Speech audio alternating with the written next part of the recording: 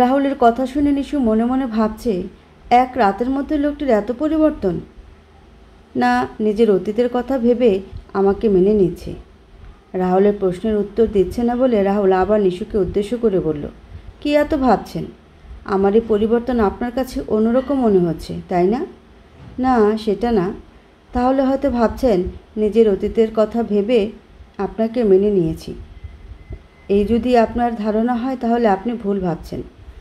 আমার উপর আস্থা রাখতে পারেন, আমি কাউকে ঠকাইনি। রাহুলের কথায় কিছুটা অবাক হলো নিশু।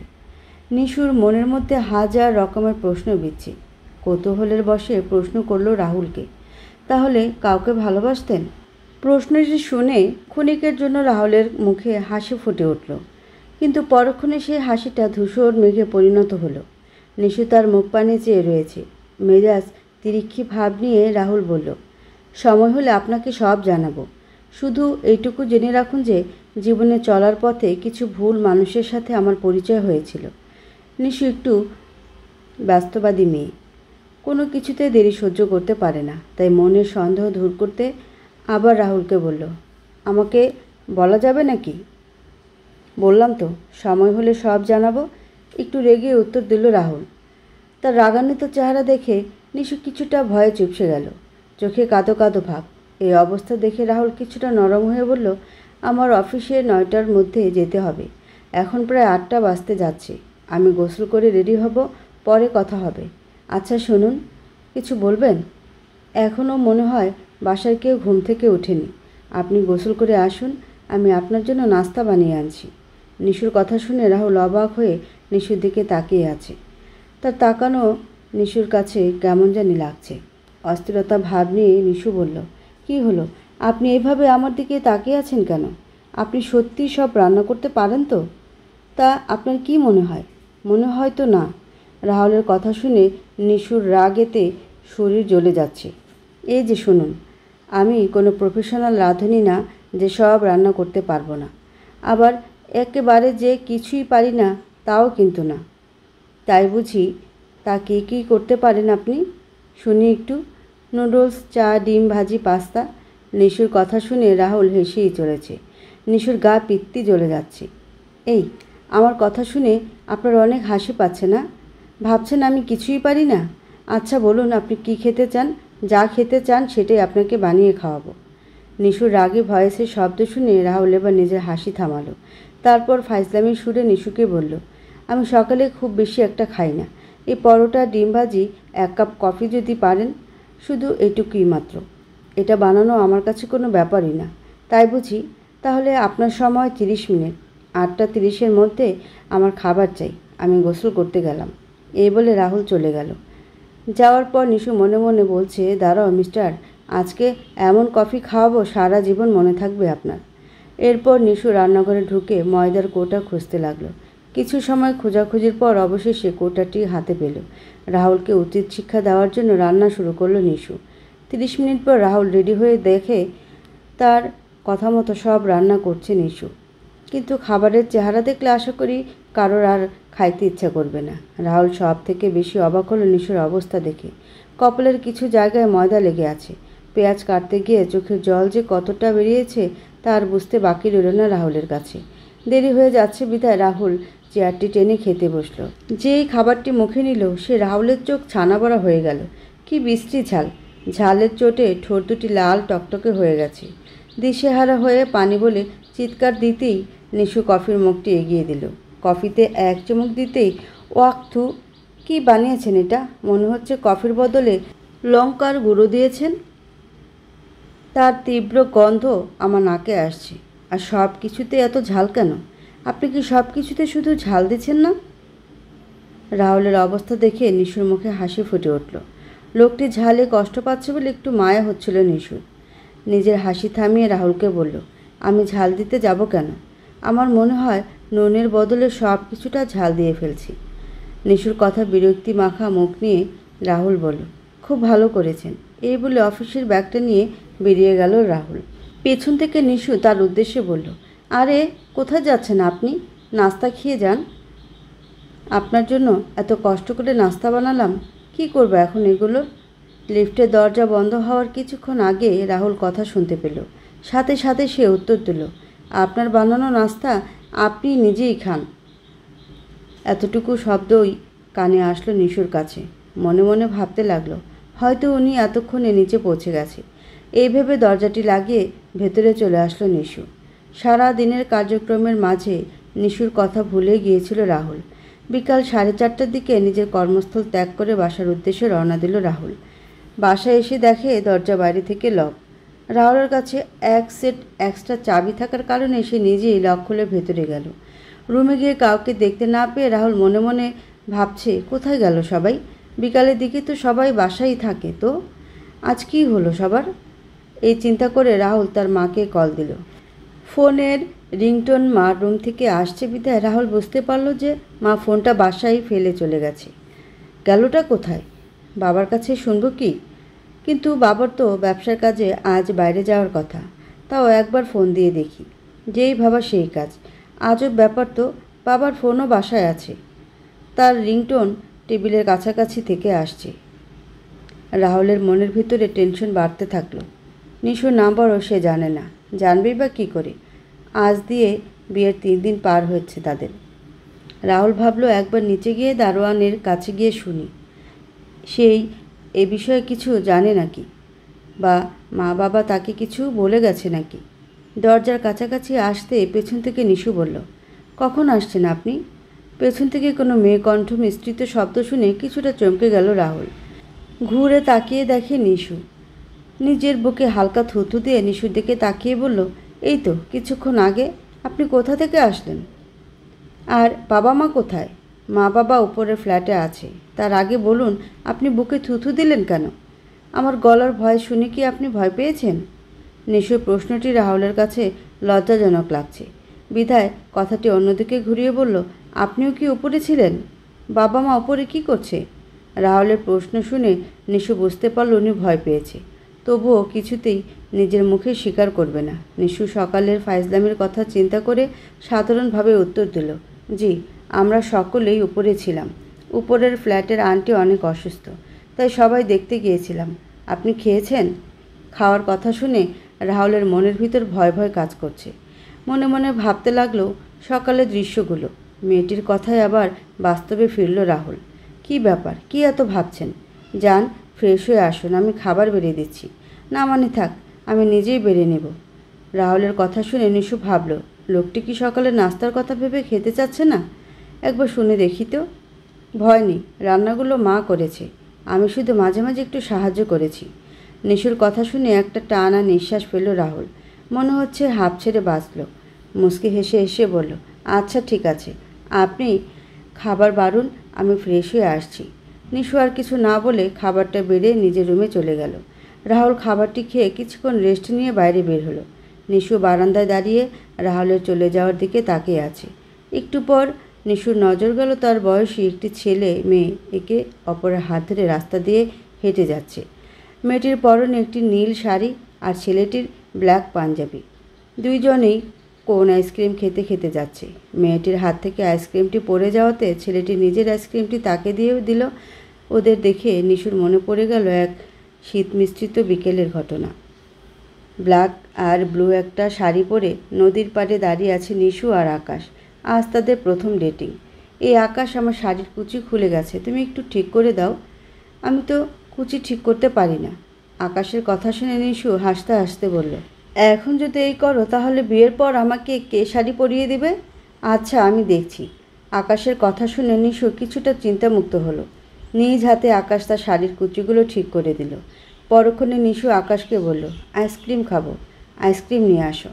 তার উত্তরে আকাশ বলল, এই ঠান্ডার মধ্যে কেউ আইসক্রিম খায় না, আমি খাবো। তোমার মানিব্যাগ দাও। এই বলে নিশু আকাশের মানিব্যাগটি নিয়ে নিল। আকাশ মানিব্যাগ দিতে চাচ্ছিল না, কিন্তু নিশু জোর করে ওর কাছ থেকে নিল। মানিব্যাগটি খুলে দেখে তাতে মাত্র 10 টাকা আছে। নিশু দেখে একটু খারাপ লাগলো। আকাশ যাতে কষ্ট না পায় সেজন্য নিশু কথাটি এড়িয়ে বলল, বাবা ফোন দিচ্ছে আমাকে, বাসায় যেতে হবে। কেন? তুমি একটু বসো, আমি আইসক্রিম নিয়ে আসছি। আকাশের কথা শুনে নিশু বুঝতে পারল আকাশ ধার করে আমাকে আইসক্রিম কিনে দেবে। তাই নিশু আকাশকে কথার জালে ফাঁসিয়ে রিকশায় উঠে বাসার উদ্দেশ্যে রওনা দিল।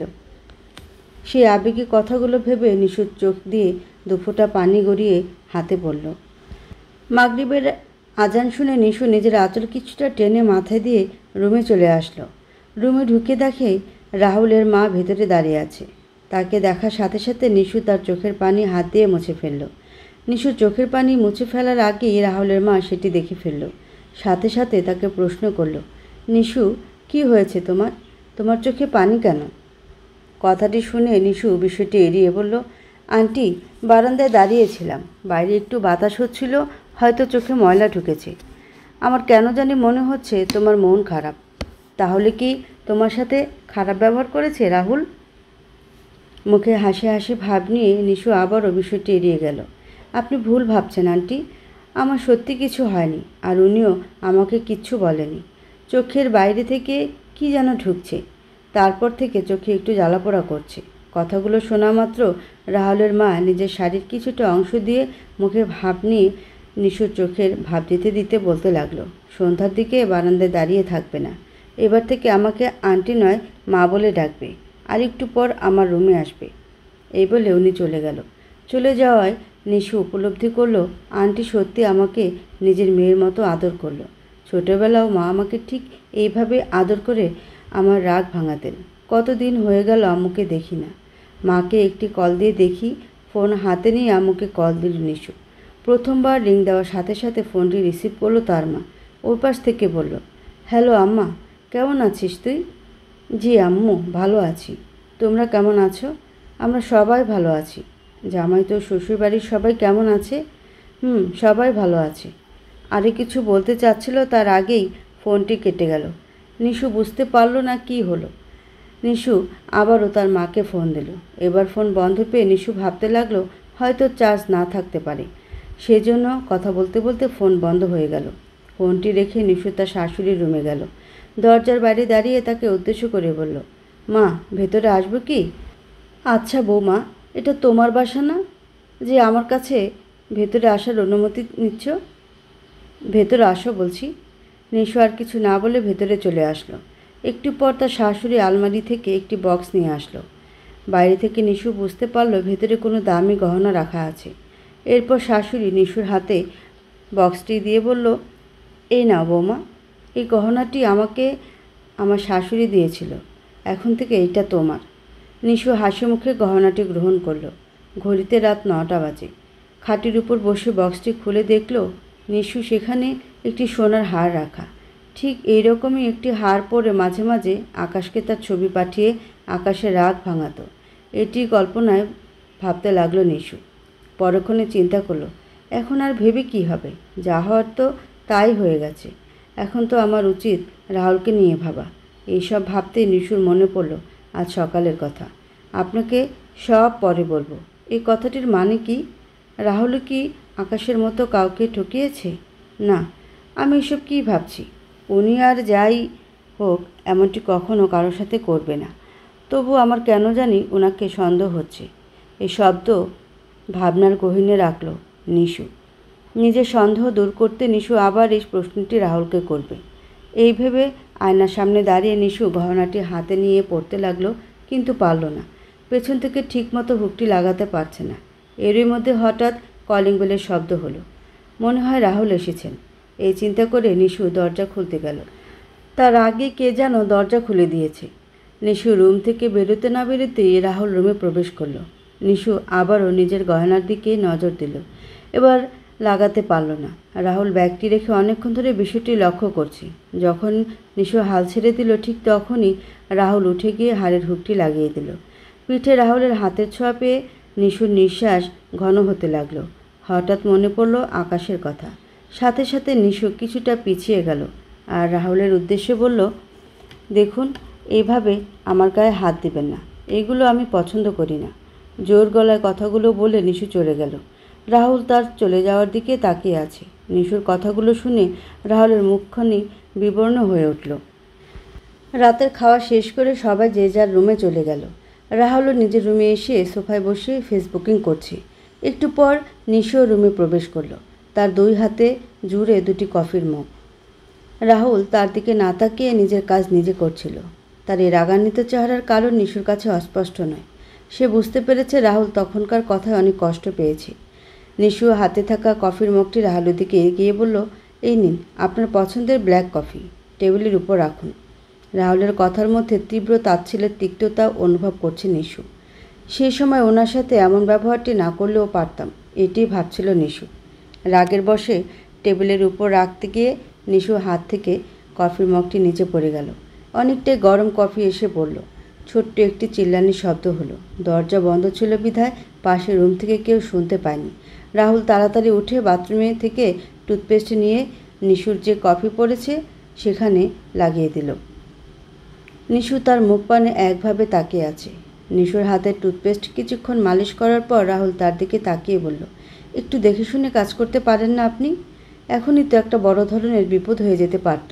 রাহুলের প্রশ্নের উত্তর না দিয়ে নিশু বলল, আপনি কি তখনকার কথায় আমার উপর রাগ করেছেন? কই না তো, রাগ করব কেন? আপনি সত্যি বলছেন তো? আপনার কি মনে হয়? রাহুলের প্রশ্নে নিশু কিছুটা অবাক হয়ে গেল। কল্পনায় ভাবতে লাগলো, এইভাবে কথা আকাশও আমাকে বলতো, বিশেষ করে এই প্রশ্নটি। তা ম্যাডাম, আপনার কি মনে হয়? রাহুলের ডাকে নিজের কল্পনা জগৎ থেকে বাস্তবে ফিরল নিশু। এরপর নিশু রাহুলকে বলল, অতিরিক্ত বিশ্বাসও একদিন অন্ধবিশ্বাসে পরিণত হয়, তাই আর এখন কাউকেই বিশ্বাস করতে ইচ্ছা করে না। নিশু কথাটি বলে হাত দিয়ে নিজের চোখের পানি মুছে ফেলল। রাহুল কি বলবে বুঝতে পারছে না, তাও নিশুকে উদ্দেশ্য করে বলল, জানি হয়তো কথাটি বিশ্বাস করবেন না, আমি সত্যি বলছি, আমি তখন রাগ করিনি। একজনের কাছে ধোঁকা খাওয়ার পর কেউ আর কাউকে বিশ্বাস করতে চায় না। আর আপনি হয়তো ভাবতে পারেন আমি খারাপ মতলব নিয়ে আপনার কাছে তখন আসছিলাম। রাহুলের প্রশ্ন শুনে কিছুটা রেগে গেল। রাগান্বিতভাবে বলল, আমি কখনো এটা বলেছি আপনাকে? যদি আপনি আমার জায়গায় থাকতেন তাহলে বুঝতেন আমি কেন তখন আপনার সাথে এতটা রুডভাবে কথা বললাম। আচ্ছা ঠিক আছে, আপনি এখানে বসুন, আমি আসছি। আপনি কই যাচ্ছেন? একটা কফির মগ তো নিচে পড়ে গেল, আমি নতুন করে বানিয়ে আনছি। থাক, আমার ভালো লাগছে না, আপনি বরং খেয়ে নিন। আরে বেশি সময় লাগবে না। আর বিয়ের পর থেকে তো আপনার সম্পর্কে টুকটাক বিষয় ছাড়া আর তেমন জানা হলো না। আজ না হয় সেগুলো শুনবো আপনার কাছে। আপনি একটু ওয়েট করুন, আমি আসছি। নিশু কিছু বলতে যাবে তার আগে রাহুল রুম থেকে বেরিয়ে গেল। 10 থেকে 15 মিনিট হবে হয়তো, তার মধ্যে রাহুল রুমে এসে হাজির হলো। রাহুলের প্রবেশের শব্দে নিশু একটু নড়েচড়ে বসল। একটু পর রাহুল তার দিকে কফির মগটি এগিয়ে দিয়ে বলল, তা বলুন আপনার নিজের সম্পর্কে কিছু কথা। বিয়ের আগে তো আমাদের সেই রকম কোনো সুযোগই হলো না। আমার নিজের সম্পর্কে আর তেমন কিছু বলার নেই, তবে আমার কিছু অপূর্ণ ইচ্ছা আছে, সেগুলো পূরণ করতে আপনি আমাকে সাহায্য করলে আমি খুশি হব। নিশুর কথাসমূহের মাঝে যে তীব্র কষ্ট বেদনা লুকিয়ে আছে তা রাহুল স্পষ্ট বুঝতে পেরেছে। রাহুল মনে মনে ভাবছে, হয়তো নিশু এখনও আকাশকে ভালোবাসে। যতই আকাশ ওকে ঠকায়, ও তো আকাশকে সত্যি অনেক ভালোবাসত। কী ব্যাপার, কী এত ভাবছেন আপনি? নিশু কথা শুনে কল্পনা থেকে বাস্তবে ফিরল আকাশ। তারপর বলল, কই কিছু না তো। আচ্ছা, আপনার ইচ্ছাগুলো বলতে থাকেন। আমার ছোটবেলা থেকে একটাই ইচ্ছা ছিল, ইঞ্জিনিয়ারিং নিয়ে পড়া। আপনি শুধু সে ব্যবস্থাটি করে দিন। ঠিক আছে, তাই হবে। আচ্ছা, আমার সম্পর্কে জানতে চান বারবার, আপনার নিজের সম্পর্কে তো কিছু বললেন না আমাকে। আচ্ছা বলুন, কি জানতে চান আমার কাছে? সেদিন তো আপনাকে বললামই। কোন বিষয়ে? আচ্ছা আমি আবার বলছি, আপনি কি কাউকে ভালোবাসতেন? এই বিষয়ে বললাম তো আপনাকে, পরে বলবো। একটু রেগে গিয়ে বলল। এই বলে রাহুল সোফায় গিয়ে বসল। নিশু তার চলে যাওয়ার দিকে একভাবে তাকিয়ে আছে। নিশুর কাছে আজও রাহুলের ব্যবহারটি কেমন জানি লাগলো। মনে মনে ভাবতে লাগলো, মানুষ এমন কেন? যখনই আমি এই প্রশ্নটি করি তখনই এই মানুষটি চেপে যায়, রাগান্বিতভাবে উত্তর দেয়। কেন এমন করছে উনি? তাহলে কি আমার ধারণাই ঠিক? নিশু বসে বসে অনেকক্ষণ ধরে এই চিন্তাগুলো করছে। মনের মধ্যে এই চিন্তাগুলো নিশুকে রাহুলের প্রতি সন্দেহপ্রবণ করে তুলছে। মনে মনে বলতে লাগলো, আমার কাছ থেকে বিষয়টি লুকাচ্ছেন না? কাল আপনাকে মজা দেখাবো। আগের দিন তো ঝাল কফি খেয়েছেন, কাল আপনাকে নুন কফি খাওয়াবো। কথাগুলো ভেবে নিশু নিজে নিজে অট্ট হাসিতে মেতে উঠল। একটু পর নিশু ঘড়ির দিকে তাকিয়ে দেখল ঘড়িতে 2:10। অনেক রাত হয়েছে বিধায় নিশুও ঘুমিয়ে পড়ল। পরের দিন সকালে নিশুর আগেই ঘুম থেকে উঠে পড়ল রাহুল। গোসল করে সকালে নাস্তা করে রুমে এসে রেডি হচ্ছে রাহুল। কিছু সময়ের পর নিশু উঠে পেছন থেকে বলল, এখনই কি বেরিয়ে যাবেন? না, একটু পর। কিছু বলবেন কি? আচ্ছা, স্টুডেন্টদের পড়াতে পড়াতে আপনি বিরক্ত হয়ে ওঠেন না?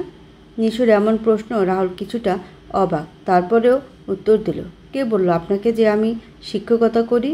আমি তো বিয়ের আগেই সেটাই জানতাম। তাহলে আপনি কি করেন এখন? এইভাবে হঠাৎ বিয়ে হওয়ার কারণে আপনাদের আসলে জানানো হয়নি। আমি আগে শিক্ষকতা করতাম। বিয়ের 1 সপ্তাহ আগে একটা কোম্পানিতে জব পেয়েছি। ও, আপনি নাস্তা করেছেন? জি, করেছি। আচ্ছা, আমার দেরি হয়ে যাচ্ছে, আমি আসি তাহলে। শুনুন, আর যদি পারেন তো একটু তাড়াতাড়ি আসবেন। কেন বলুন তো? আমার একটা ফ্রেন্ড ঢাকায় থাকে। সে আপনাকে আর আমাকে ওর বাসা যাওয়ার জন্য বেশ কয়েকদিন ধরে আমাকে বলছে। আজ তাই একটু যাব ওখানে। আচ্ছা, ঠিক আছে, আমি তাড়াতাড়ি আসার চেষ্টা করব। আপনি রেডি হয়ে থাকবেন। এই বলে রাহুল অফিসে চলে গেল। নিশু তার শাশুড়ির সাথে রান্নাঘরে গেল টুকটাক সাহায্য করার জন্য। দেখতে দেখতে বিকাল পার হয়ে গেল। নিশু গোল্ডেন কালারের একটা শাড়ি পরিহিত অবস্থায় আয়নার সামনে দাঁড়িয়ে নিজের চুলগুলো ঠিক করছে। এর মধ্যে কলিং বেলের শব্দ হলো। নিশু উঠে গিয়ে দরজা খুলে দিল। নিশু ভেবেছিল হয়তো রাহুল তার দিকে প্রতিদিনের মতো তাকিয়ে থাকবে। তার ধারণা পাল্টে গেল। রাহুল তার দিকে না তাকিয়ে সোজা রুমে চলে আসলো। গোমরা মুখ নিয়ে দরজাটি লাগিয়ে নিশু তার পিছু পিছু রুমে আসলো। রাহুল বিছানার উপর টান হয়ে শুয়ে আছে। নিশু ভাবতে লাগলো, অফিস করে এসে হয়তো অনেক ক্লান্ত। আজ নাই যাওয়াই বাদ দিই, অন্য একদিন যাব। একটু পর নিশু আয়নার সামনে একটি চেয়ারে বসে তার হাতের চুড়িগুলো খুলে ফেলল। রাহুলের নজর হঠাৎ করে সেই দিকে গেল। সাথে সাথে নিশুকে উদ্দেশ্য করে বলল, কি হলো? আপনি চুড়িগুলো খুলছেন কেন? হাতে চুড়ি পরলে আপনাকে সুন্দর দেখায়। নিশু বিরক্তি মাখা মুখ নিয়ে বলল, আপনি হয়তো অনেক ক্লান্ত। আপনি রেস্ট নিন, অন্য একদিন না হয় যাব। কেন? আপনি তাড়াতাড়ি রেডি হন। 5টার দিকে আমরা এখান থেকে বের হব। আর একটা কথা, এই রঙের শাড়িতে আপনাকে বেশ মানিয়েছে। রাহুলের কথা শুনে ঠোঁটের এক কোণায় কিঞ্চিৎ হাসি ফুটে উঠল নিশুর। একটু পর তারা দুজনেই রাস্তায় দাঁড়িয়ে আছে রিকশার জন্য। নিশু মনে মনে অনেক এক্সাইটেড। আজ প্রথম রাহুলের সাথে তার বাইরে যাওয়া। রাহুলের কল্পনাতে একই রকমের ভাবনা। কিছু সময় পর একটা রিকশা তাদের সামনে দিয়ে যাচ্ছিল। রাহুল লোকটিকে ডাক দিল। পাশাপাশি নিশু ও রাহুল বসে আছে। দ্রুত গতিতে রিকশা যাওয়ার জন্য তীব্র বাতাস অনুভব করেছে তারা দুজনেই। রাহুল একবার নিশুর দিকে তাকালো। নিশু তাকাতেই পরক্ষণে কীভাবে যেন মুখ ঘুরিয়ে নিল। নিশুর মনে মনে একটি ধ্বনি বারবার আসছিল, ভালোবেসে সখী নিবৃত্তে যতনে, আমার নামটি লিখো তোমার মনেরও মন্দিরে। রিকশা থামানোর শব্দে নিশু কল্পনা থেকে বাস্তবে ফিরল। বান্ধবীকে দেখে নিশু দৌড়ে গিয়ে তাকে জড়িয়ে ধরল। কিছু কথা, একটু গল্প গুজব করে তারা দুজনেই সন্ধ্যা 7টার দিকে বাসার উদ্দেশ্যে রওনা দিল। আসার সময়ও নিশুর মনে কল্পনা জুড়ে শুধু রাহুলের নামটি বারবার উন্মোচিত হচ্ছিল। এটাই হয়তো রাহুলের প্রতি নিশুর ভালো লাগার কারণ। এইভাবে বেশ কয়েকদিন পার হয়ে গেল।